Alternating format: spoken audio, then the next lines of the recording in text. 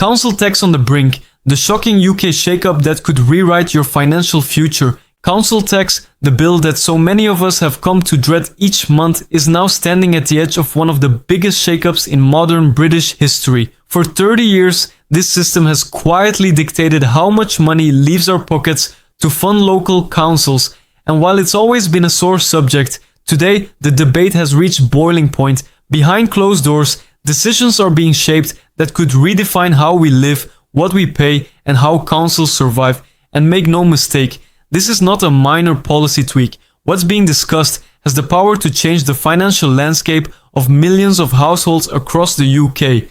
The truth is simple. If these changes go through, some people will be celebrating with relief they've waited decades for, but others, ordinary families, pensioners, renters, could be hit with bills so severe that their financial stability is shaken to its core. So, before anyone celebrates headlines about the end of council tax, let's dig deeper, because the reality is far more complex than the politicians want you to believe. Now, let's rewind. Council tax was introduced in 1993, born out of the chaos of the infamous poll tax. That system was so unpopular it led to mass protests, violent riots, and ultimately helped bring down Prime Minister Margaret Thatcher. Out of that chaos came the promise of something better, a fairer, more balanced system that would link the tax you pay to the value of your property, while giving councils a steady and reliable stream of income. At the time, it may have seemed like an improvement, but fast forward 30 years and we see a system that is outdated, frozen in time, and deeply unfair. Why? Because the property valuations used to place homes into council tax bands date back to 1991 in England and Scotland and 2003 in Wales. Think about that for a second. The housing market has transformed beyond recognition since then. In London and the southeast, prices have skyrocketed by hundreds of %, while some regions in the north have barely moved. Yet, council tax bands remain stuck in a time capsule. That means two households with wildly different property values can end up paying nearly the same tax. Picture this, a family living in a terrace house in the northeast worth £120,000 and another living in a semi-detached home in London now worth £800,000. Both could be paying similar council tax bills. How is that fair? It isn't. And that's why reform is not just a conversation anymore, it's a necessity. But here's the catch, reform is politically toxic. Every time a government even hints at touching council tax, the same problem emerges, winners and losers. Politicians dread being accused of punishing pensioners, squeezing middle-class families, or making renters' lives harder. For decades, governments have avoided the issue entirely, kicking it down the road. But today, councils themselves are forcing the debate back onto the table. Local authorities across the UK are collapsing under financial pressure.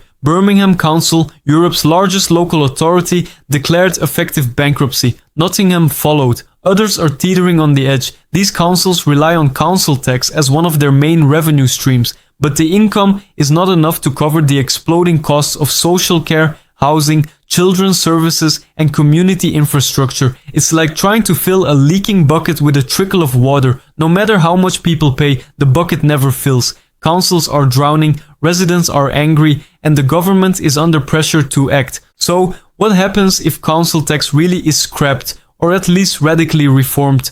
Several options are now on the table. The first is a full revaluation of all properties across the UK. That means every home, from the smallest flat to the grandest mansion, would be reassessed at today's market value and placed into updated tax bands. On paper, this restores fairness. People in higher value homes pay more. People in cheaper homes pay less. But here's the nightmare scenario. Imagine a pensioner who bought their home 30 years ago for £70,000. Today, that same property could be worth £600,000 or more. Their income hasn't changed, but under revaluation, their tax band would leap several steps. Suddenly, their annual bill could double or even triple. For people on fixed incomes, that could be devastating. The second option being discussed is a proportional property tax. This would abolish the band system entirely and replace it with a simple percentage of a property's current value. For example, one proposal suggests 0.48% annually. That means if your home is worth £200,000, you'd pay £960 a year. If your home is worth £1 million, you'd pay £4,800. On paper, it looks fairer and more transparent. But again, what about those who are asset rich but cash poor? Pensioners living in expensive homes but surviving on small pensions could be hit with bills they simply cannot pay. Then there's local income tax, which shifts the focus away from property and onto earnings. Councils would collect a small percentage of residents' income instead of taxing homes. Supporters say this is fairer because it reflects what people can actually afford. Critics warn it could discourage higher earners from living in certain areas, weaken local economies, and make council revenues unpredictable. Councils desperately need stability, not volatility. But let's not forget the impact on renters. While not all renters pay council tax directly, landlords almost always factor it into costs. If landlords are suddenly taxed more heavily under a new system, they will almost certainly pass those costs onto tenants. And in a rental market already stretched to breaking point, that could be catastrophic. So even if renters think they're safe, they may not be. So who really wins and who loses? Families in lower value homes, particularly in the North and Midlands, could see significant relief. Younger people trying to get on the housing ladder might also benefit from a shift to income-based taxation. But homeowners in London and the Southeast, areas where property values have soared, could be staring at eye-watering bills. Pensioners, especially those who bought homes decades ago that are now worth small fortunes, could be hit hardest of all. And what about the councils themselves? From their perspective, almost any reform is welcome because they need more funding. But for residents, the question is not whether councils benefit, it's whether ordinary households can survive the new system without being pushed over the edge. This is where politics enters the picture. The government knows reform is unavoidable, but the risks are massive. Any system will create winners and losers. That's why so far, discussions have been framed as reviews and consultations rather than hard plans. But make no mistake, the pressure is building and doing nothing is no longer an option.